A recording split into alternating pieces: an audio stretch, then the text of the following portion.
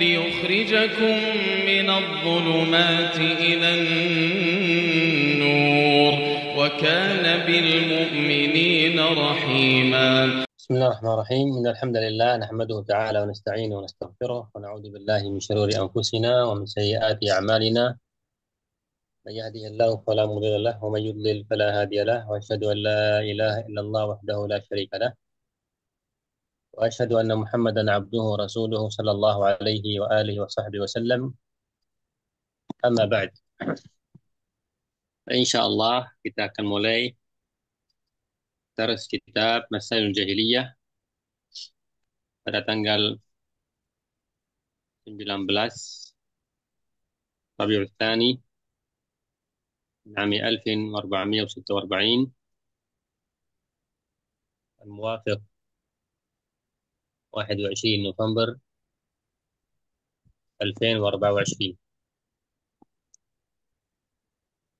Kita akan mulai insyaallah dari kitab Masailul Jahiliyah Al-Imam Al-Mujaddid Syekh Al-Allamah Muhammad bin Abdul Wahhab rahimahullah ta'ala, Muhammad bin Abdul Wahhab bin Sulaiman At-Tamimi An-Najdi rahimahullah ta'ala wa ghafarallahu lah. Dan sebelum kita mulai di matanya kitab ini Masailul Jahiliyah, harus kita sebutkan beberapa kaidah, beberapa poin yang terkait dengan masail jahiliyah, perkara-perkara jahiliyah.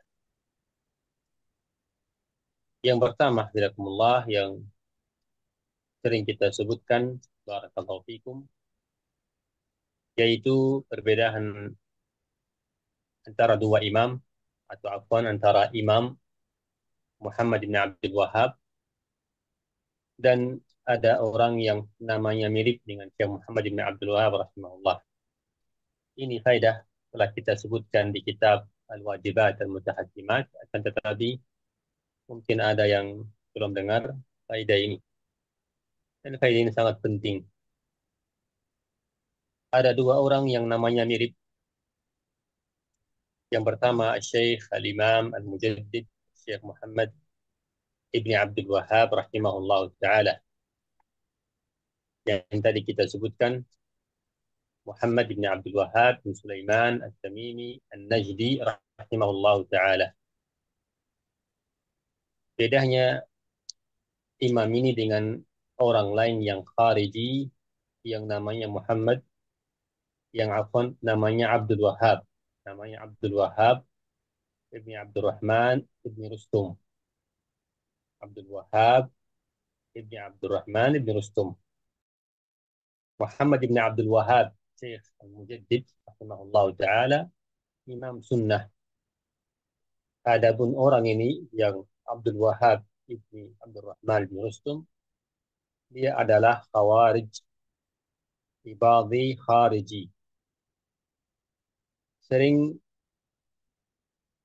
yang tersamar dengan dua nama orang ini, ada yang dengan sengaja, ada yang dengan tidak sengaja. Yang sengaja pertama kali dari negara kafir, negara Inggris dan yang lain, yang mana di masa itu mereka ingin atau tujuannya mereka supaya dijelekin, supaya mencela dakwah Syekh Muhammad bin Abdul Wahhab rahimahullah, supaya orang mengira bahwa Syekh Muhammad bin Abdul Wahhab dakwahnya khawarij. Karena itu mereka, yaitu kaum kufar, sengaja menisbatkan dakwah Muhammad bin Abdul Wahhab ke dakwah Wahhabiyah. Padahal kalimat Wahhabiyah atau Wahbiyah itu memang nisbah kepada Abdul Wahhab Ibni Abdurrahman Ibni Rustum, yang mana dia orang ini hidup di akhir abad yang ketiga. Dakwahnya dia kharijiyah.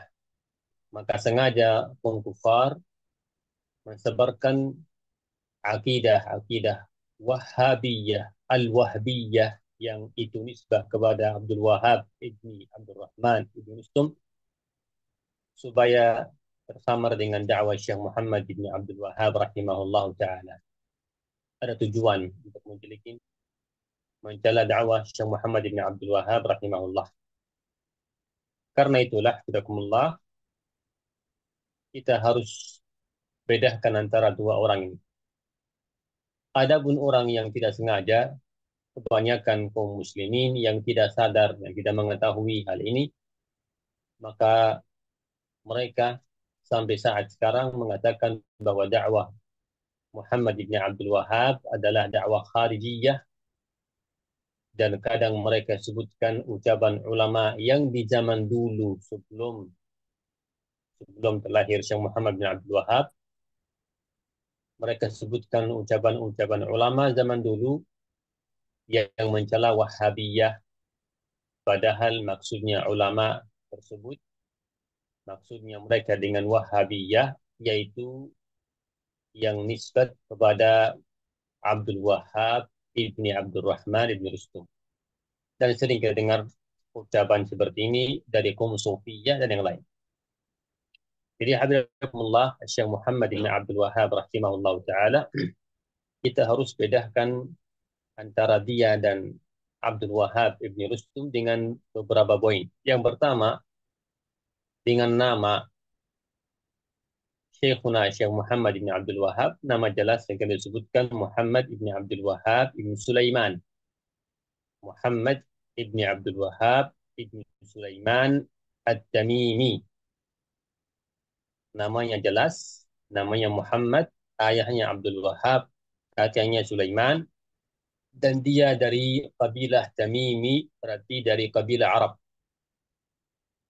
Adapun yang sesat, yang bal, namanya Abdul Wahab ibni Abdul Rahman ibni Rustum.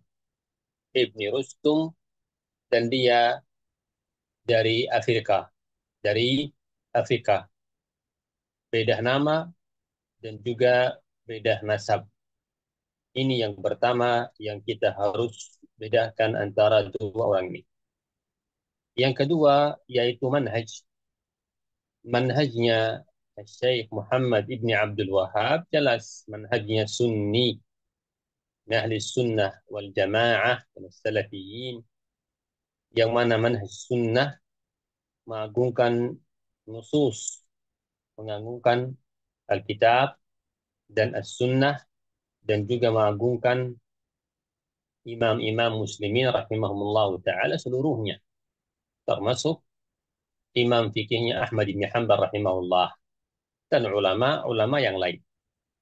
Jadi akidahnya atau manhajnya beliau rahimahullah, manhaj sunnah, ahli sunnah wal jamaah. Tidak ada satu poin dari akidahnya Syekh Muhammad bin Abdul Wahab beda atau berbeda dengan akidah as-salaf as-salih bihamdillah. Beliau mengikuti salaf as-salih. Adapun Abdul Wahab ibni Abdul Rahman ibni Rustum, akidahnya dia adalah ibadhi khariji, kaum ibadiyah, kaum khawarij, yang mana mereka tidak mengagungkan nusus, tidak mengagungkan kitabullah dan sunnah Nabi sallallahu alaihi wasallam, dan mereka tidak mengagungkan imam-imam muslimin. Akidah ibadiyah sangat jelas, akidah khawarij, dan termasuk firqah yang sangat sesat dari kaum khawarij. Kebanyakan mereka sekarang hidup di Oman, di negeri Oman. Ini yang kedua, bedanya dalam masalah akidah dan manhaj. Yang ketiga, perbedaan antara dua orang ini yaitu dalam masalah zaman atau waktu. Syekh Muhammad bin Abdul Wahab rahimahullahu taala, beliau hidup di akhir abad 12. Lahir di tahun 1115 sehingga 1200 26. Nah, beliau rahimahullah taala hidup di akhir abad yang ke-12. Adapun Abdul Wahhab ibni Abdurrahman ibni Rustum, dia hidup di akhir dan di awal abad yang ketiga. Di akhir abad, di akhir abad kedua, atau bisa dikatakan di akhir, di awal, bisa dikatakan di awal abad ketiga. Jauh beda zamannya antara dua syekh ini. Jadi Syekh Muhammad bin Abdul Wahab, zamannya beliau rahimahullah taala di akhir. Adapun Ibni Rustum ini zamannya dia di akhir abad ketiga. Dan dengan tiga poin ini sudah jelas. Dengan tadi yang saya tambahkan bahwa tempatnya dua orang ini berbeda. Syekh Muhammad Abdul Wahab di daerah Arab, di Jazirah Arab, di Pulau Arab, dan Ibn Rustum dari Afrika, dari Maghrib. Sangat beda, sangat jauh. Ini yang paling pertama yang kita harus perhatikan supaya kita jangan tertipu dan kita bisa jelaskan kepada orang yang memang dia mencari al-haq, atau kita membantah orang yang dia ingin menjelekkan dakwah ahli sunnah wal jamaah, dakwah Syekh Muhammad bin Abdul Wahhab rahimahullahu taala wa ghafarallahu lah. Ini yang pertama. Poin yang kedua yaitu kenapa kita penting belajar masailul jahiliyah, perkara jahiliyah. Kenapa kita belajar hal ini? Apakah enggak cukup kita belajar kitab tauhid, kita mengetahui apa itu tauhid dan jenis-jenis yang disebut di bab tauhid, kitab tauhid? Kenapa kita harus belajar perkara-perkara jahiliyah? Hal-hal yang akidahnya kaum jahiliyah, perbuatannya kaum jahiliyah, atau ucapannya kaum jahiliyah, atau karakternya atau ciri khasnya kaum jahiliyah. Kenapa kita harus belajar tersebut? Bisa dijawab, hafizakumullah, barakallahu fikum, sangat penting kita belajar masail atau perkara-perkara jahiliyah. Pertama, yang menunjukkan bahwa penting kita belajar masail jahiliyah adalah termasuk hal atau sebab besar yang dengannya kita bisa memurnikan tauhid, kita bisa memurnikan akidah dan tauhid, yaitu mengetahui asyirku billahi subhanahu wa ta'ala. Dengan makna lain, sebab besarnya kita bisa memurnikan tauhid jika kita mengetahui lawannya at-tauhid, yaitu asyirku billahi subhanahu wa ta'ala. Tidak akan mungkin orang dia bisa memurnikan tauhid, bisa dia mesempurnakan tauhid, kecuali dia mengetahui lawannya at-tauhid, yaitu asyirku billahi subhanahu wa ta'ala. Lawannya tauhid, lawannya akidah. Hal-hal yang membatalkan tauhid, hal-hal yang merusak akidah, dan itu ada di perkara jahiliyah. Bagaimana nanti akan disebutkan perkara jahiliyah, ada yang merusak seluruh tauhid, ada yang merusak sempurnanya tauhid, yang maknanya tidak keluar dari agama Allah. Ada yang mengeluarkan orang dari agama Allah, ada hanya merusak kemurnian tauhid. Kemurnian tauhid, ada juga hanya membuat orang jatuh kepada dosa, ke dalam dosa. Dan saya di sini akan sebutkan asar Yahya bin Mu'ad rahimahullah taala yang sangat mulia, yang dengan makna beliau rahimahullah taala berkata, seluruh perselisihan manusia yang dimaksud dari zaman Nuh alaihissalam sehingga akhir zaman, seluruh perselisihan manusia kembali ke ketiga dasar, ketiga hal, ketiga poin. Barang siapa yang tidak memperhatikan satu poin dari tersebut, maka dia akan jatuh ke lawannya.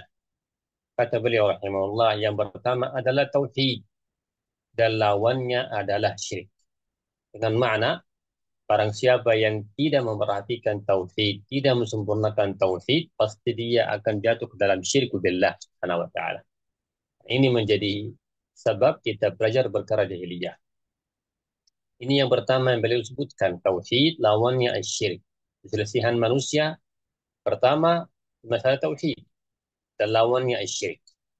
Manusia terbagi dua, ada muwahhid, ada musyrik. Yang kedua yang beliau sebutkan, rahimahullah ta'ala, yaitu as-sunnah dan lawannya as-sunnah adalah al-bid'ah.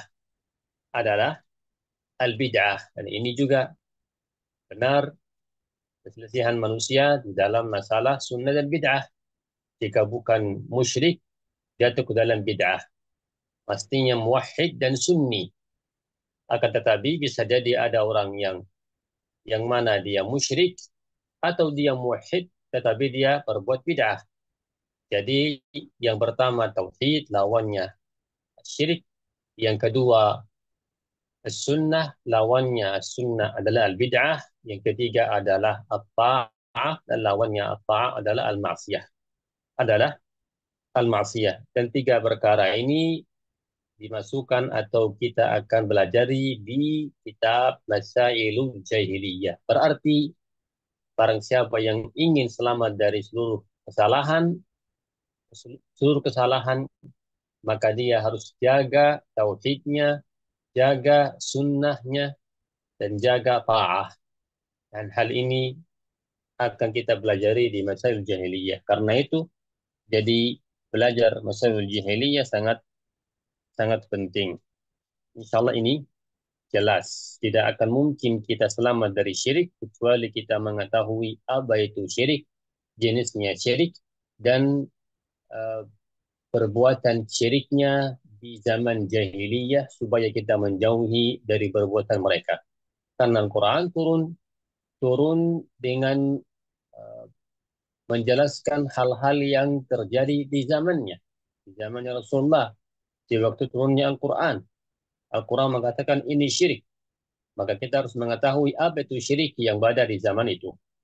Ini yang pertama. Yang kedua, sebab yang kedua yang membuat kita semangat atau harus belajar usul jahiliyah, yaitu asarnya atau hadisnya Hudzaifah bin Yaman yang masyhur, yang mana kata beliau radhiyallahu anhu ardah, kana an-nasu yas'aluna Rasulullah sallallahu alaihi wasallam 'an syarr wa kuntu as'aluhu 'an kana an-nasu sallallahu alaihi 'an al-khair wa kuntu as'aluhu 'an asy-syarr makhafatan yudrikani kama fi al-Bukhari.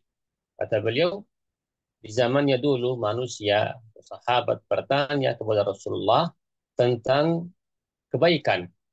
Adapun saya, kata beliau, bertanya kepada Rasulullah tentang kejelekan. Supaya, kata beliau, atau saya khawatir jatuh di dalamnya. Kata beliau, makhafata, saya khawatir jatuh ke dalam kejelekan tersebut. Maka hafizakumullah, belajar kejelekan, belajar perkara jahiliyah supaya kita tidak jatuh ke dalam perkara-perkara jahiliyah ini. Selanjutnya juga yang ketiga ada yang ruwiya an Umar Al-Khattab radhiyallahu anhu ardah, innama yunqad ura al-Islam urwa urwa, innama tunqad ura al-Islam urwa urwa idza nasha fi al-Islam man la ya'rif al-jahiliyah atau kama qala radhiyallahu anhu ardah, yang maknanya Islam itu akan rusak satu persatu jika ada orang yang hidup di dalam Islam, yang lahir di dalam Islam, tetapi dia tidak mengetahui jahiliyah. Karena dia tidak mengetahui jahiliyah, bisa jadi satu persatu dia akan melakukan perkara jahiliyah sehingga merusak agamanya. Ini makna asar Umar radhiyallahu taala anhu wa ardah wa ghafarallahu lahu. Yang selanjutnya yang keempat yaitu banyak dalil dari Al-Quran dan Sunnah Nabi Sallallahu Alaihi Wasallam yang menyuruh kita menyelisihi kaum jahiliyah, yang mengharuskan, yang mewajibkan untuk kita menjauhi dari perkara jahiliyah, menyelisih kaum musyrikin dan jahiliyah. Sebagaimana fi qauli Allah Subhanahu wa taala, "Tsumma ja'alnaka 'ala syari'atin minal amri fattabi'aha wa la tattabi' ahwa'al ladzina la ya'lamun." Kama fi surah Al-Jathiyah. "Wa la tattabi' ahwa'al ladzina la ya'lamun." Al-Jathiyah ayat 18. Ya qawlihi thumma ja'alnaka ala syari'ati minal amri fattabi'ha.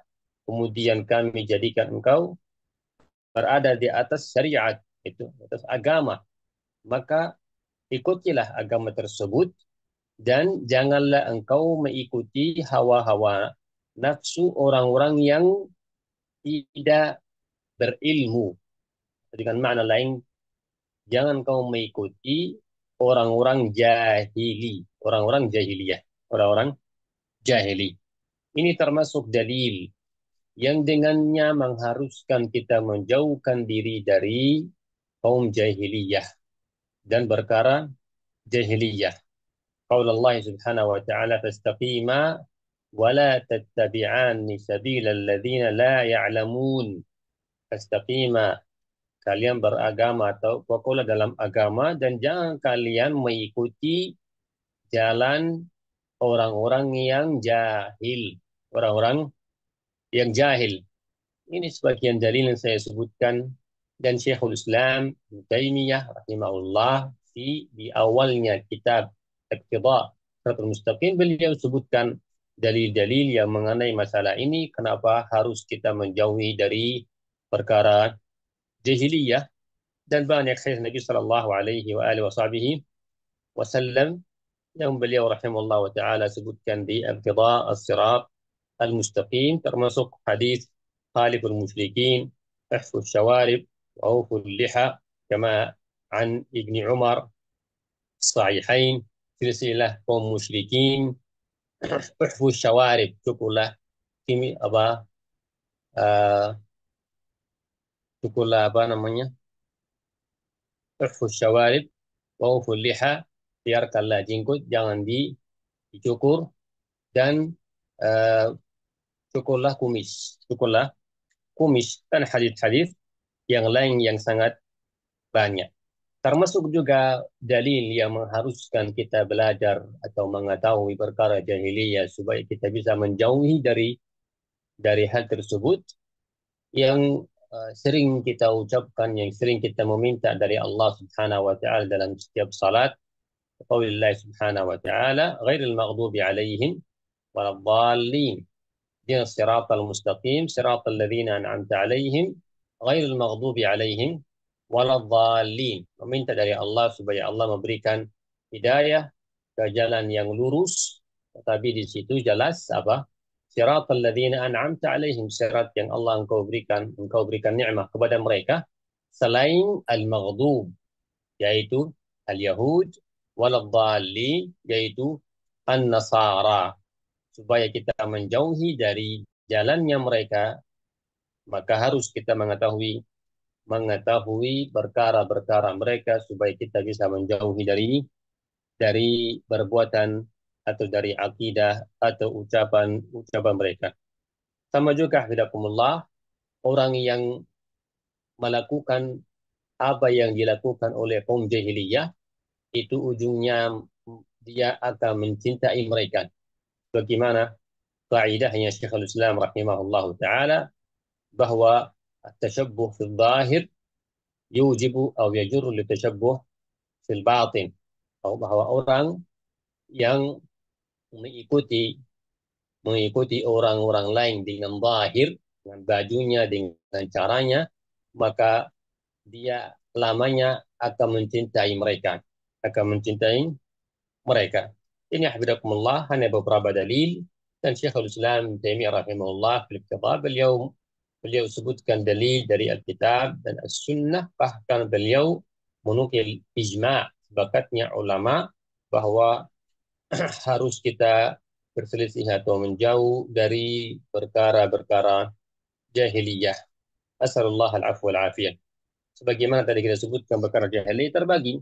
Ada yang jatuhnya ke dalam syirik, Ada yang jatuhnya ke dalam haram, jadi haram, dan ada menja yang menjatuhnya ke dalam menjatuhnya ke dalam tadi ya syirik, ada bid'ah, ada juga haram, dan ini yang dimaksud di kitab Masail al-Jahiliyah.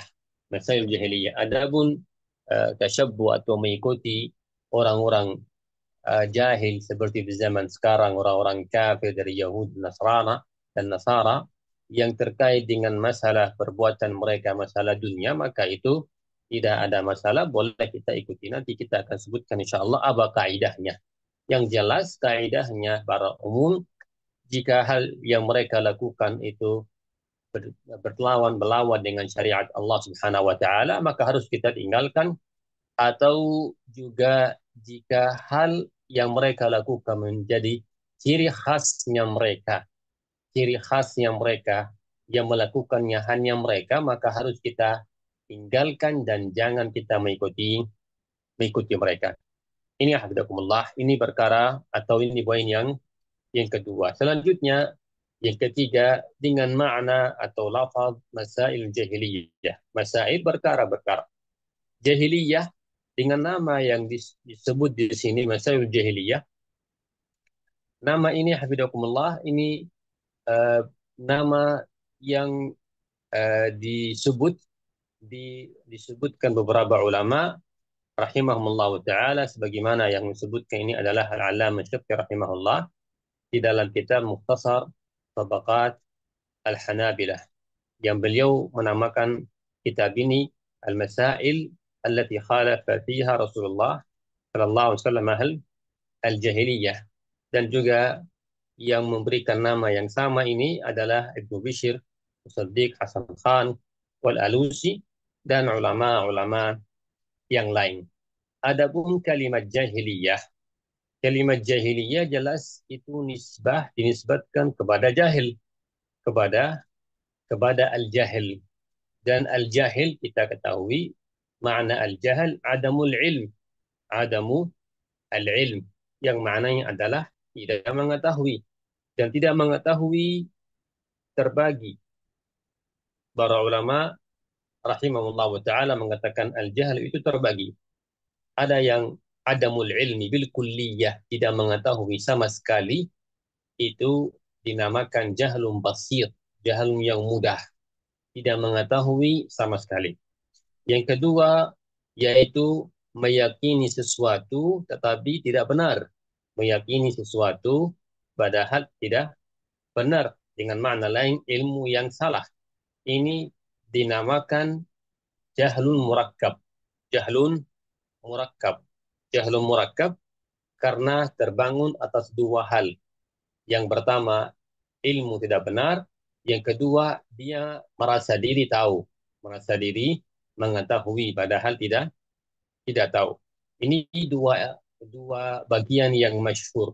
Ada juga mungkin bagian yang ketiga, yaitu perbuatan yang salah, baik itu akidah atau ucapan atau perbuatan, itu juga dinamakan jahili atau jahiliyah. Jahili atau jahiliyah. Ini hafizakumullah makna al-jahiliyah. Dan para tanbih di sini diberikan tanbih bahwa kata al-jahiliyah dengan secara mutlak itu hanya boleh kita katakan jahiliyah untuk sebelum Islam. Kita mengatakan al-jahiliyah, yang dimaksud kata jahiliyah sebelum Islam, sebelum diutus oleh Rasulullah sallallahu alaihi wasallam. Adapun setelah diutus Rasulullah sallallahu alaihi wasallam, boleh hanya kita katakan fulan, padanya ada sifat jahiliyah. Fulan fihi sifat min sifat al-jahiliyah, kama fi Abi Dzar, kama fi hadithi Abi Dzar, innaka mru'un fi kajahiliyah. Engkau orang ada pada dirimu jahiliyah. Tetapi tidak boleh kita mengatakan jahiliyah dengan secara mutlak kecuali dengan jahiliyah yang sebelum diutus Rasulullah sallallahu alaihi wasallam. Ini manhaj Ahlus Sunnah wal Jamaah berbeda dengan kaum Hizbiyun dan Qutbiyun, yang mana mereka sampai sekarang mereka mengatakan zaman jahili, mujtama'at jahiliyah, zaman yang jahili, atau masyarakat-masyarakat jahiliyah, atau dunia sekarang sudah kembali ke jahiliyah. Ini ucapan-ucapan Hizbiyun dan ucapan Qutbiyun. Ini hafizakumullah, ada beberapa poin yang saya sebutkan di majelis ini supaya kita mengetahui hafizakumullah hal-hal yang harus kita mengetahuinya sebelum kita masuk ke masail al-jahiliyah. Sebelum kita masuk ke masail al-jahiliyah, sebelum kita masuk ke mukaddimahnya beliau rahimahullahu ta'ala wa ghafarallahu. Nah, termasuk juga hal yang sangat penting yang kita harus mengetahui bahwa hafizakumullah, risalah ini atau kitab ini itu terbangun atas dasar, yaitu dasarnya adalah menselisihi kaum kufar dengan seluruh jenisnya kufar, baik kufar Yahudi atau Nasrani atau ummiyin, sebagaimana yang disebut nanti di mukaddimah. Ummiyin yaitu kaum Arab yang belum diutus kepada mereka Rasul. Jadi perkara-perkara yang akan disebutkan di sini itu kembali kepada apa? Perbuatan pertama, kepada akidah dan perbuatan dan ucapan dan karakter kaum jahiliyah, dan dimaksud dengan jahiliyah al-kuffar baik kafir Yahudi al-kitab, Yahudi Nasrani, atau ummiyin, ataupun yang lain seperti kaum Furs dan Rum dan yang lain. Ada yang lain insyaallah ini jelas. Dan biidznillah subhanahu wa ta'ala kita akan sebutkan nanti biidznillah azza wa jal satu persatu perkara kaum jahiliyah. Fi tafsir qaulillah subhanahu wa ta'ala, ihsyurul ladzina zalamu wa azwajahum, bangkitlah orang-orang yang berbuat zalim dan azwajahum. Azwajahum kebanyakan kaum muslimin, bahkan termasuk orang Arab, mereka mengiranya kalimat azwajahum maknanya adalah bangkitlah kaum-kaum yang berbuat zulum dan istri-istri mereka. Padahal yang dimaksud di sini azwajahum yaitu orang yang sama mereka, yang berbuatannya sama mereka. Jadi bangkitlah, kata Allah Subhanahu wa taala, orang-orang yang berbuat zulum, orang-orang yang berbuat syirik, dan orang-orang yang berbuat sama mereka. Perbuatannya seperti mereka, kama qala Umar radhiyallahu anhu arda, qala ashbahahum ja'an Umar wa Ibn Abbas anna ma'na azwajahum, orang-orang yang sama mereka, yang seperti mereka, yang berbuatannya seperti mereka. Wa hakadha, sama juga fi qaulillah subhanahu wa ta'ala, wa idan nufusu zuwijat, wa idan nufusu zuwijat, yang maknanya ketika di hari kiamat jiwa-jiwa itu digabungkan. Zuwijat sama juga ja'an Nu'man bin Bashir radhiyallahu anhu arda, kata beliau rahimahullah, ar-rajul ma'a kulli qaumin kanu ya'maluna 'amalah, bahwa seorang akan digabungkan bersama orang-orang yang melakukan sama yang dia lakukan. Ini juga termasuk kaidah bahwa termasuk hal-hal yang buat kita berusaha menjauhkan diri dari perkara jahiliyah supaya nanti di hari kiamat tidak dibangkitkan, kita digabungkan dengan orang-orang jahiliyah. Jika kita wala'idzubillah melakukan perkara jahiliyah, asalullah al-afwa wal-afiyah, bisa jadi efeknya akan digabungkan nanti di hari kiamat bersama orang yang berbuat jahiliyah, karena kita melakukan kesamaan yang mereka di dunia. Asalullah al-afwa wal-afiyah. Satu hal lagi yang kita harus perhatikan, yaitu perkara jahiliyah yang akan disebutkan nanti, ada hal-hal yang kadang sebagian manusia melakukannya, sebagian muslimin melakukan perkara jahiliyah, dan dia Dia berkata, saya tidak ada maksud, saya tidak ada niat untuk mengikuti kaum jahiliyah.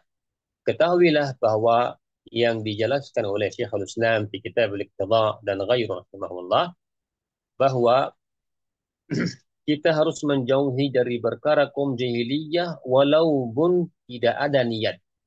Tidak ada niat untuk mengikuti kaum jahiliyah. Jadi masalah masalah ini tidak boleh kita mengikuti kaum jahiliyah walaupun tidak ada niat. Jika ada orang yang berbuat seperti kaum jahiliyah, kita larang. Walaupun dia berkata tidak ada niat untuk mengikuti kaum jahiliyah. Jadi ini hafizakumullah, hal-hal yang kita harus perhatikan, bahwa agama Allah Subhanahu wa taala menyuruh kita menjauh dari kaum jahiliyah, dari perbuatan kaum jahiliyah, dari sifat kaum jahiliyah. Bahkan agama Allah Subhanahu wa taala menyuruh kita menjauh dari perbuatan kaum jahiliyah. Pertama dari syaitan, dari kaum jahiliyah, orang-orang Yahudi dan Nasara dan yang lain, dan juga menyuruh kita menjauh dari perbuatan orang-orang fasik, orang-orang yang berbuat maksiat, bahkan menyuruh kita tidak berbuat seperti binatang-binatang. Seperti binatang. Ini seluruhnya, hidakumullah, menjadi hujjah bahwa kita dianjurkan untuk memiliki sifat khas, sifatnya kaum muslimin, sifatnya muslimin yang saleh, yang baik, tidak mengikuti yang lain, tidak mengikuti kufar, dengan dimaksud dengan ciri khasnya mereka, tidak mengikuti kufar dengan ciri khasnya mereka, tidak mengikuti, tidak berbuat seperti syaitan, tidak berbuat seperti orang fasik, tidak berbuat pula dengan perbuatan apa? Sifat ataupun suara apa? Suara binatang. Dan ini, bidakumullah, sangat banyak dalil Nabi Sallallahu Alaihi Wasallam yang istilahnya menjaga tauhid dengan cara memisahkan kaum muslimin, memisahkan sifatnya kaum muslimin, perbuatannya kaum muslimin dari kaum kufar. Termasuk hal yang menjaga tauhid, yaitu menjauhkan dari sifatnya kufar, dari perbuatannya kufar.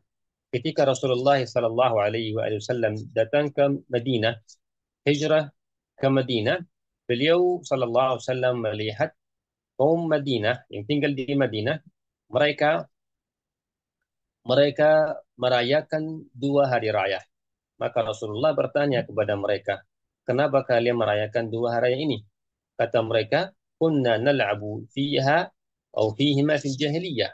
Kata mereka, dulu kita merayakan, kita main di 2 hari ini di masa jahiliyah. Maka Rasulullah Sallallahu Alaihi Wasallam bersabda, Inna Allah qad abdalakum bihima khairan minhuma yawm al-adha wa yawm al-fitri. Yawm al-adha wa yawm al-fitr. Kata Rasulullah SAW, Allah Jalla wa'ala telah menggantikan, perhatikan, telah menggantikan 2 hari yang lebih mulia daripada hari itu, yaitu hari Adha dan hari Fitr. Allah menggantikan hari-hari yang jelek, itu hari-hari kaum jahiliyah, Allah menggantikannya dengan 2 hari yang lain, yaitu hari Adha, Idul Adha, dan Id Al-Fitr, kama jaa 'inda Abi Daud wa 'inda An-Nasa'i an Anas radhiyallahu taala anhu wa ardah. Dan juga hadis yang tadi saya sebutkan, hadis Ibnu Umar fi sahihain, khaliful musyrikin wafirul liha wahdu syawarib. Silsilah kaum musyrikin, biarkanlah jenggot, maksudnya jangan dicukur, dan juga dicukurlah kumis. Cukurlah kumis. Syahidnya khaliful musyrikin. Silsilah dengan kaum musyrikin. وعند الإمام مسلم جزء الشوارب ورخ اللحى خالف المجوس. Juzul syawarib, yaitu cukurlah kumis, dan uh, jangan dicukurlah jenggot, atau biarkanlah jenggot, dan khaliful majusa, khalifu al majus, bersama dengan kaum majusi. Jadi perhatikan jahiliyah disuruh uh, Rasulullah mengatakan Allah menggantikan dengan dua hari lebih baik. Hadis yang kedua, khaliful musyrikin, riwayat Muslim, khaliful majus, dan juga ya sahihaini an Abi Hurairah radhiyallahu taala anhu wa ardhah, innal yahuda wan nasara la yasbaguna fakhalifuhum. Ini juga Yahud dan Nasara. Jadi seluruh kaum-kaum jahiliyah yang tadi, baik jahiliyah yang umum atau musyrikin atau majus, dan hadis yang saya sebutkan barusan an Abi Hurairah fi sahihain, khalifu al-yahuda wan nasara, yang kata Nabi SAW, innal yahuda wan nasara la yasbughun fakhalifuhum, bahwa kaum Yahudi dan Nasara mereka tidak mencat jenggotnya dengan warna merah, ya, karena tidak boleh dengan warna warna hitam. Maka kata Nabi SAW, khaliful yahuda wan nasara. Dan juga hadis Ahmad bin Hanbal, عند أحمد بن حنبل رحمه الله عن أمامة رضي الله تعالى عنه وأرضاه, bahwa Rasulullah SAW bersabda, ya ma'asyar ansar hamiru au saffiru wa khalifu ahla alkitab, wa khalifu ahla alkitab. Wahai kaum ansar, hamiru au saffiru. Hamir itu menggunakan warna merah di jenggot atau warna kuning di jenggot, dan khalifu ahla alkitab, silsilahlah alkitab. Tujuannya supaya tidak bersama dengan ahal kitab, supaya tidak sama dengan ahal Alkitab. Maka para sahabat berkata, wahai Rasulullah, inna ahlal kitabi yatasarwaluna wa la yattazirun. Faqala tasarwalu wa taziru. Kata mereka, wahai Rasulullah, ahlul kitab mereka itu menggunakan sirwal dan mereka tidak menggunakan izar. Maka Rasulullah sallallahu alaihi wasallam bersabda, tasarwalu wa taziru. Disuruh apa, menggunakan sirwal dan juga izar. Qala wa khaliful musyrikin. Khaliful al-musyrikin. Qulna ya Rasulullah, inna ahlal kitabi yaqussuna athaminahum wa yafuruna sibalahum. Faqala qussu sibalakum wa aghfiru athaminakum khaliful musyrikin. Al-hadis. Syahidnya di sini ada beberapa hadis dari Nabi sallallahu alaihi wa alihi wa sahbihi wasallam, yang mana seluruh hadis itu menyuruh kita berselisih dengan kaum musyrikin, baik dengan zahirnya mereka, pakaiannya mereka, termasuk juga uh, hadis Abdullah bin Amr, ketika Rasulullah melihat Abdullah bin Amr menggunakan dua baju yang dengan warna kuning, taubaini mu'asfarain, dan Rasulullah berkata, inna hadi min thiyabil kuffar fatalbasah. Ini bajunya orang kafir, jangan kau menggunakannya.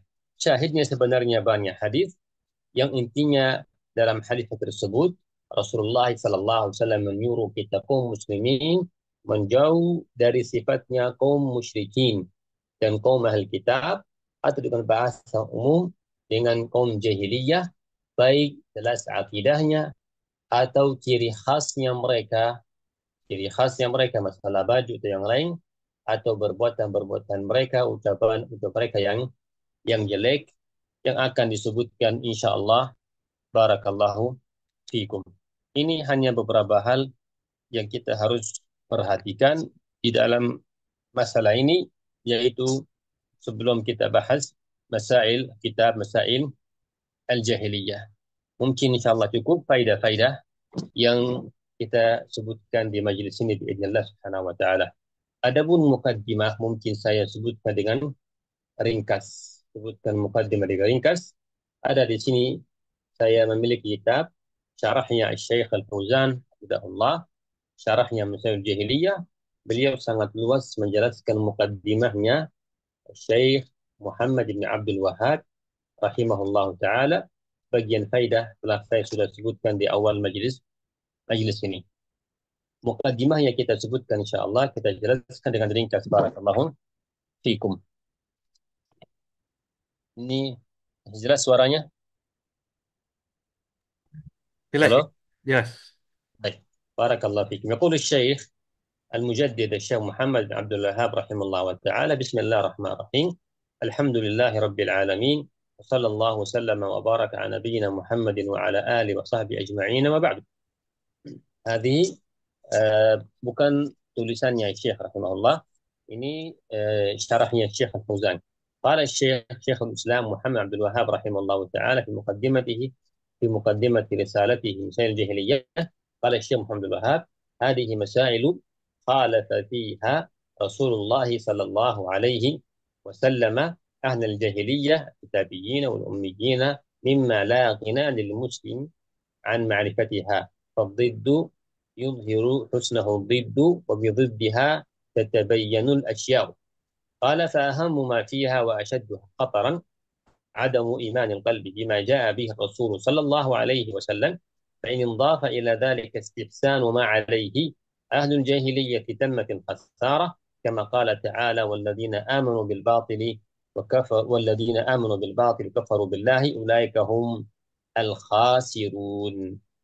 Ini mukaddimahnya beliau rahimahullah ta'ala yang beliau sebutkan sebelum beliau masuk ke perkara jahiliyah yang pertama. Dan kita insya Allah kita akan jelaskan dengan ringkas biidznillah subhanahu wa ta'ala.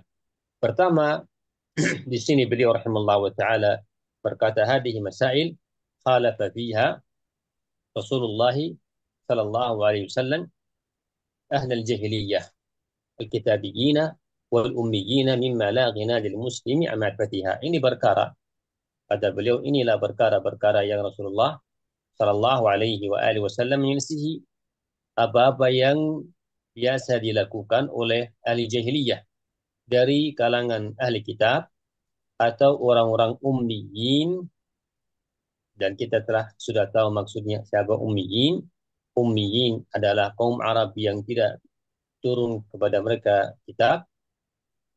Rahimahullah, mimma la ghina lil muslimi an ma'rifatiha, yang harusnya atau seharusnya wajib bagi kaum muslimin mengetahuinya. Jadi beliau rahimahullah taala di sini mengatakan hadhihi masail, inilah perkara-perkara khalafa fiha Rasulullah, yang Rasulullah SAW menyelisihi apa-apa yang biasa dilakukan kaum kaum jahiliyah. Hadi masail, bukan seluruh masail kaum jahiliyah. Beliau rahimahullah taala beliau hanya sebutkan sebagian dari masail kaum jahiliyah. Karena itulah nuskhah kitab masail jahiliyah berbeda. Ada yang sebutkan lebih banyak, ada yang sebutkan sedikit. Intinya beliau rahimahullah wa ta'ala bukan tujuannya ingin sebut seluruh perkara kaum jahiliyah. Hanya ingin sebutkan yang masyhur dari perkara kaum jahiliyah. Yaqul rahimahullah khalafa fiha Rasulullah sallallahu alaihi wasallam ahli al-jahiliyah. Yang mana Rasulullah menyelisihi kaum jahiliyah, baik ahli kitab kama qala al-kitabiyin wan nasara, al-yahud wan nasara yang turun kepada mereka kitab, wal ummiyin yaitu Arab. Qala mimma la ghina lil muslim an ma'rifatiha. Ini menunjukkan bahwa harus kita mengetahui perkara kaum jahiliyah supaya kita menjauhi dari perkara mereka. Mimma la ghina, kata beliau, maknanya adalah yang seharusnya wajib bagi kaum muslimin mengetahuinya.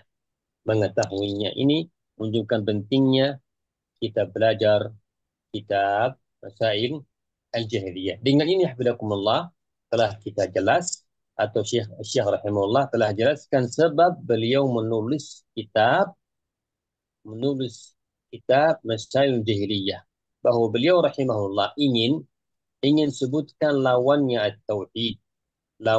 at-tauhid dengan beliau sebutkan perkara-perkara jahiliyah yang telah terjadi dari zamannya kaum jahiliyah sehingga zamannya beliau rahimahullahu taala wa ghafarallahu lahu. Dan kitab ini mirip dengan kitab Iqtida' as-Sirat al-Mustaqim. Iqtida' as-Sirat Al-Mustaqim. Dan ini kitabnya hampir sama atau di kitab Syekhul Islam Taimiyah, beliau di situ menyebutkan kaidah-kaidah yang seharusnya jika kita ingin memahami kitab ini, kita baca atau belajar kitab Iqtida' As-Sirat Al-Mustaqim. Dan beliau rahimallahu taala selanjutnya beliau berkata, فالضد يظهر حسنه الضد وبضدها تتبين الأشياء.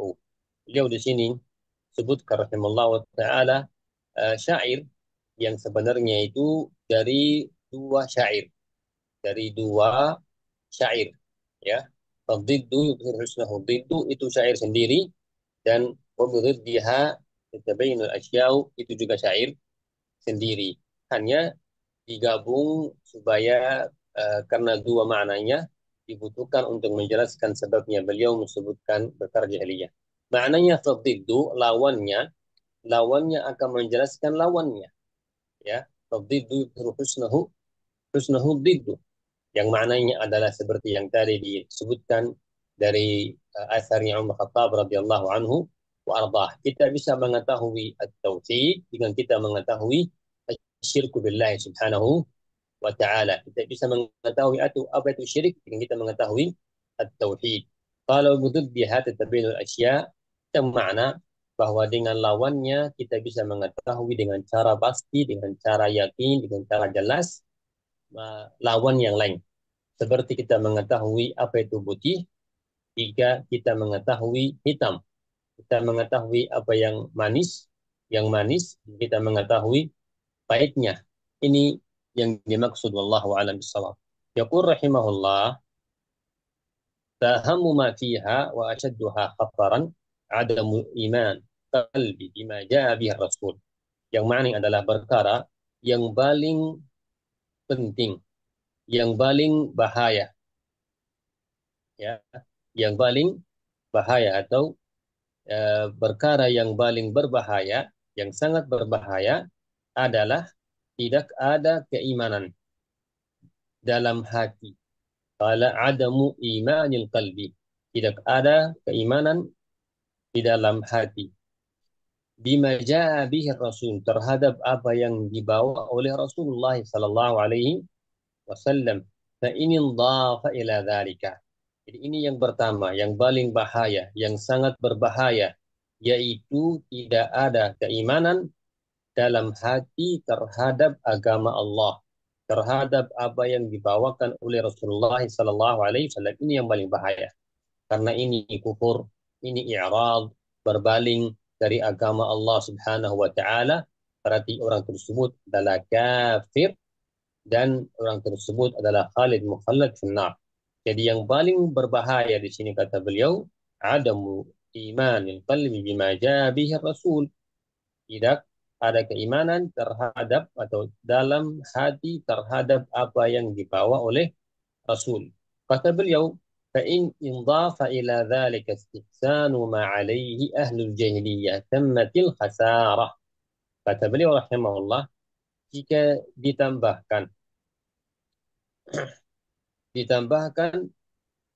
فإن انضاف إلى ذلك استحسان, jika ditambahkan yaitu istihsan, ditambahkan apa? Orang menyukai apa-apa yang dilakukan ahli jahiliyah. Jadi yang pertama, tidak ada keimanan dalam hati terhadap Rasul, terhadap apa yang dibawa oleh Rasul. Ditambahkan kata beliau, yang menjadi lebih parah, yang lebih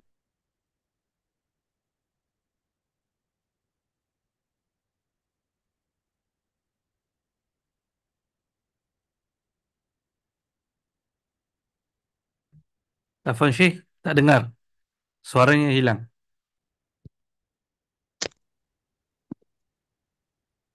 suara hilang. Sekarang gimana? Ya, sekarang boleh. Baik.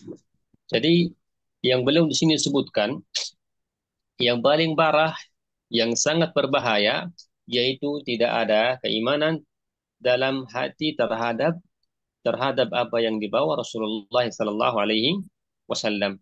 Beliau setelah itu berkata, jika ditambahkan Apa itu? Jika ditambahkan orang menyukai apa-apa yang dilakukan kaum jahiliyah, maka orang ini sempurnalah kerugiannya. Sempurnalah apa? Kerugiannya. Ini makna yang beliau rahimahullah taala sebutkan. Jadi ada dua hal yang sangat bahaya. Yang paling bahaya yang beliau sebutkan tidak ada iman, tidak beriman terhadap apa yang dibawa oleh Rasul. Ditambah lagi, dan ini yang dimaksud di kitab ini, ditambah lagi jika orang dia malah sukai akidah yang kaum jahiliyah, perbuatan yang kaum jahiliyah, maka itu orang tersebut dia malah orang yang sangat rugi, sangat rugi. Jelas insyaallah. Ini yang dimaksud oleh Syekh rahimahullahu taala wa ghafarallahu lahu. Yaqul rahimahullah kama qala ta'ala walladzina amanu bil batil wa kafaru billahi ulaika humul khasirun. Sebagaimana kita kenal Syekh Muhammad Abdul Wahab, beliau rahimahullah taala selalu sebutkan dalil. Ucapannya dia pasti belakangnya ada dalilnya. Apa dalilnya bahwa orang ini orang yang sangat rugi? Firman-Nya Allah Subhanahu wa taala, "Walladzina amanu bil batil." Dan orang-orang yang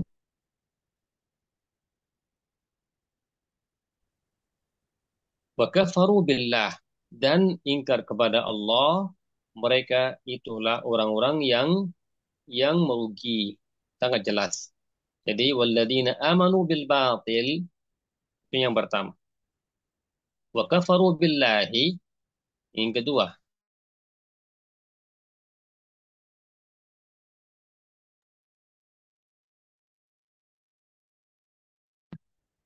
Wa amanu bil batil, mereka lebih memilih kebatilan yang ada pada kaum jahiliyah, keadaannya mereka ulaika.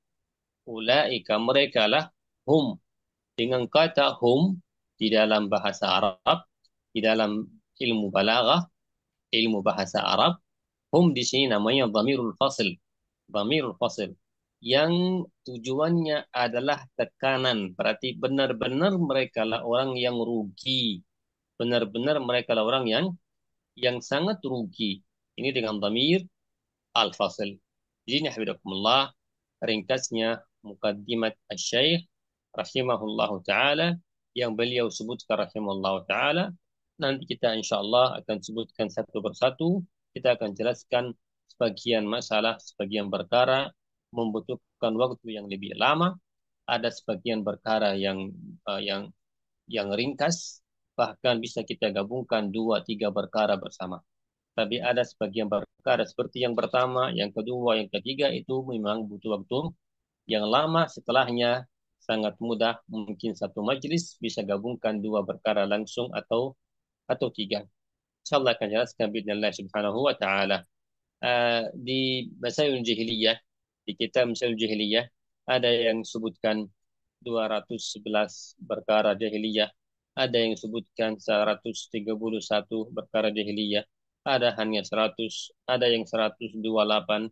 Ini hafizakumullah, ini sebabnya adalah An-Nusakh yang menulis kitab Masail Al-Jahiliyah. Di kitab Fathul Majid, kitab yang agung, syarah kitab Tauhid, di situnya beliau berikan isyarat bahwa Masail Jahiliyah 120 perkara jahiliyah.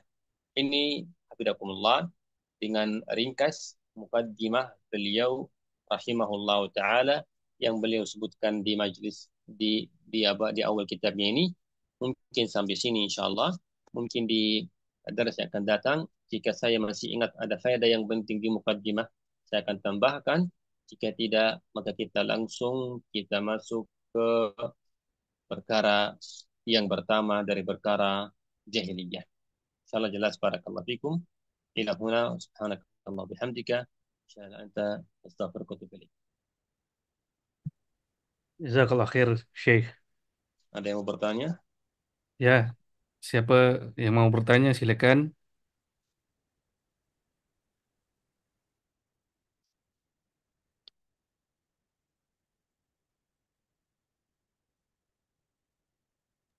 Assalamualaikum Syekh. Warahmatullahi wabarakatuh. Ingin bertanya, eh, masalah jahiliyah ini yang dibincangkan masih berlaku di zaman ini? Ya, yang jelas perkara jahiliyah yang tadi saya sebutkan itu pada dasarnya jahiliyah yang di zaman dulu dan Alkitab, baik Yahudi dan Nasrani, atau kaum musyrikin, atau yang lain, atau yang di zaman kita sekarang ini, yang dimaksud yang melakukannya adalah kaum kufar, yang menjadi pertama. Pertama, sudah ada larangan dari agama Allah Subhanahu wa taala. Satu. Yang kedua, menjadi ciri khasnya mereka. Jika ada ciri khasnya mereka, yang makna adalah yang melakukan hal ini hanya mereka saja. Baik pakaiannya ciri khasnya mereka, atau cara cukur rambutnya pun ciri khasnya mereka. Ada hal-hal yang ciri khasnya mereka, maka dilarang kita lakukannya. Bukan hukumnya kufur, tetapi tetap dilarang kita lakukan tersebut. Karena zahirnya kaum muslimin nanti akan menjadi seperti zahirnya kufar. Orang yang melihat muslim, dia cukur rambutnya, pakaiannya, caranya, ya istilahnya apa lagi, gayanya seperti kufar, dia dilihat orang lain dikiranya dia kafir dan tidak ada perbedaan antara dia dan muslim. Karena itulah agama Islam menyuruh kaum muslimin memiliki sifat sendiri, sifat yang baik, yang soleh. Sebagaimana kita mengetahui bahwa agama Islam di dalamnya seluruh hal kebaikan untuk kaum muslimin. Bahkan untuk manusia yang mengikuti agama Islam, seluruh kebaikan di dalam agama Allah Subhanahu wa taala. Jadi untuk apa kita melakukan perkara-perkara kaum jahiliyah yang mana perkara itu bisa jadi yang dilarang, bisa jadi perkara yang jelek karena terbangun atas kejahilan. Atas apa? Kejahilan. Yang ketiga, perkara yang mereka lakukan itu perkaranya apa? Khasnya mereka sehingga tidak bisa kita bedakan antara muslim dan kafir. Ini yang dimaksud. Adapun perbuatan mereka yang sudah bukan jadi khasnya mereka, sudah menjadi rata-rata orang-orang melakukan seperti itu, ya, maka hal itu dibolehkan. Hal itu apa? Dibolehkan. Jika bukan ciri khasnya mereka, sudah itu dilakukan seluruh kaum seluruh manusia di mana-mana melakukan hal tersebut, bukan ciri khasnya kufar, berarti dibolehkan kita lakukan seperti itu. Insyaallah jelas. Adapun yang tadi saya sebutkan juga masalah ekonomi dunia, masalah perbuatan mereka yang masalah dunia, perbuatan alat-alatnya mereka yang dilakukan itu tidak ada masalah kita mengambil ilmu dari mereka, faedah dari mereka, tidak ada masalah karena ini bukan terkait dengan masalah agama dan ini masalah manfaat-manfaat dunia. Salah jelas. Jelas ya, jazakallah khairan Syekh. Barakallahu fiik. Barakallahu. Afwan Syekh, ada soalan berkenaan dengan eh, janggut dan juga misai, kumis. Eh, Kumis ini dicukur habis atau dipotong? Yang pertama. Yang kedua, dipendekkan saja. Yang kedua, di mana sebenarnya batas janggut itu bermula? Ya, bismillah. Adapun yang pertama, apakah dicukur habis atau dibendekkan saja? Ya, itu istilahnya. Dalam hadisnya Rasulullah SAW, uhfu. Uhfu di sini ada yang mentafsirkan itu boleh dicukur. Dicukur. Tetapi ada sebagian ulama seperti madhab Malik rahimahullah ta'ala dan juga itu mendapatnya Syekh Munamuk rahimahullah bahwa jangan kita cukur habis. Jangan kita cukur habis. Ya. Karena Imam Malik rahimahullah ta'ala beliau berkata ini mutlah. Mutlah itu yang dimaksud yaitu menjadi seperti perempuan. Kalau dicukur habis. Jadi ada dua pendapat. Ada yang membolehkan. Ada yang membolehkan cukur kumisnya sehingga habis. Ya. ada yang mengatakan jangan dicukur habis. Karena itu seperti apa namanya tasyabbuh dengan wanita. Sebagaimana kita mengetahui juga laki-laki tidak boleh bertasyabuh dengan wanita dan juga wanita tidak boleh bertasyabuh dengan laki-laki. Ya dua mendapat. Jadi yang paling aman, saya tidak bisa mengatakan haram. Saya bilang yang paling aman jangan dicukur habis. Apalagi wallahu a'lam bissawab jika seorang laki-laki tidak kelihatan ada jenggotnya. Jika tidak ada jenggotnya, tidak kelihatan ada jenggotnya, hanya ada kumis, maka lebih baik dia jangan menghabiskan kumisnya. Wallahu a'lam bishawab. Salah jelas? Nah, yang Baik. ke- Yang kedua, barakallahu fiik, itu kalau jenggot itu manabata 'alal wajh. Manabata 'alal wajh. Dengan makna yang tumbuh di muka. Itu jenggot. Walaupun para ulama di sini berselisih, ya, berselisih dengan batasnya jenggot. Batasnya jenggot itu apakah yang di apa namanya yang di kanan kirinya muka, apakah itu termasuk jenggot atau tidak, ya. Yang jelas yang rambut yang tumbuh di muka itu tetap kita mengatakan itu jenggot supaya kita selamat dari apa? Dari perselisihan para ulama rahimahumullah taala, maka lebih lebih selamat kita katakan yang tumbuh di muka selain kumis, selain juga rambut yang di mata, maka itu hafizakumullah itu tetap namanya jenggot. Para ulama mengatakan sebenarnya ya jenggot itu yang tumbuh di muka di kanan dan kiri itu jenggot.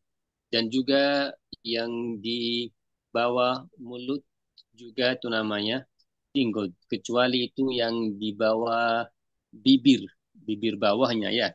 Bibir bawahnya itu namanya umfukah. Namanya umfukah. Jelas? Jadi para ulama memberikan makna jenggot yaitu sya'rul khaddaini wa dhiqn. Karena tidak tahu bagaimana saya terjemahkan ini. Sya'ru al-khaddaini wa dhiqn. Jelas ini? Sya'rul khaddain rambut yang tumbuh di kanan kirinya muka, ya. Dan juga ad-dhiqn. Dhiqn itu yang di bawah. Itu namanya jenggot. Sya'rul khaddaini wa dhiqn. Jelas insyaallah wallahu a'lam bissawab. Adapun yang tadi yang di bawah bibir bawah itu namanya unfuqah. Unfuqah juga para ulama berselisih apakah termasuk jenggot atau tidak. Wal rajih wallahu a'lam tidak masuk dalam makna jenggot karena namanya pun sendiri. Jika orang mau cukur habis unfuqah itu atau mau kurangi unfuqah itu maka boleh. Wallahu a'lam bissawab. baik. Jazakallah khair. Ya, barakallahu fiik. Taufik, barakallah. Ada lagi soalan yang berkaitan dan juga tidak berkaitan dengan pelajaran hari ini? Tadi insya Allah sudah jelas yang saya tadi sampaikan dengan bahasa Arab tadi. Mana bata al-khaddain wa dhiqn. Itu nanti saya kirimkan apa lafaznya bahasa Arab ya, mungkin dicari terjemahan yang pas. Baik, Syekh. Assalamualaikum Syekh. Assalamualaikum warahmatullahi wabarakatuh. Ana ana mau tanya apa? Uh, Kajian ini kitab syarah yang mana Ustaz yang digunakan Ustaz? Mungkin ana masuk lewat. Ya, yang kita gunakan pada dasarnya memang matan saja tulisannya Syekh Muhammad Wahab. Tapi mungkin kadang-kadang kita ambil sebagian faidah dari syarahnya Al-Fauzan, mungkin.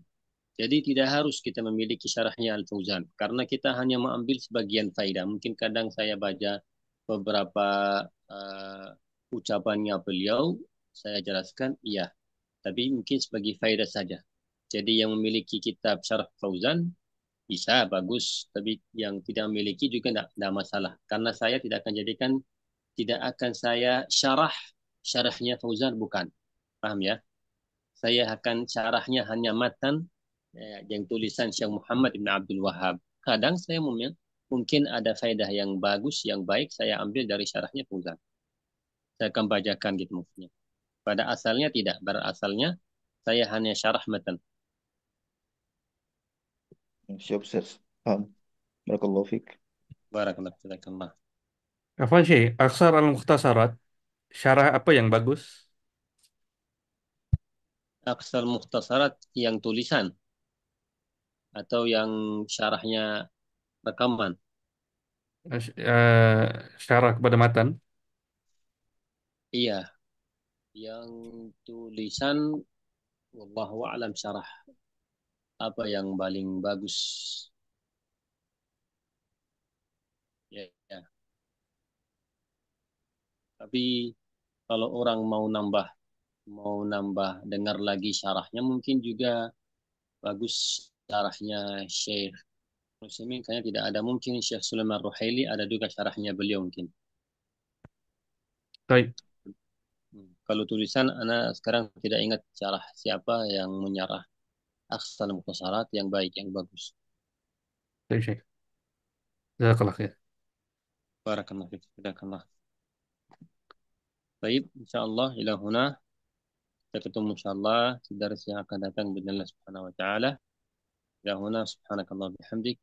La anta astaghfiruka wa atubu ilaik. Assalamualaikum warahmatullahi wabarakatuh. Waalaikumsalam warahmatullahi wabarakatuh. Jazakallah khairan. Wa iyyak hafizakallah wa iyyakum jami'an. ربكما تكذبان تبارك اسم ربك ذي الجلال والإكرام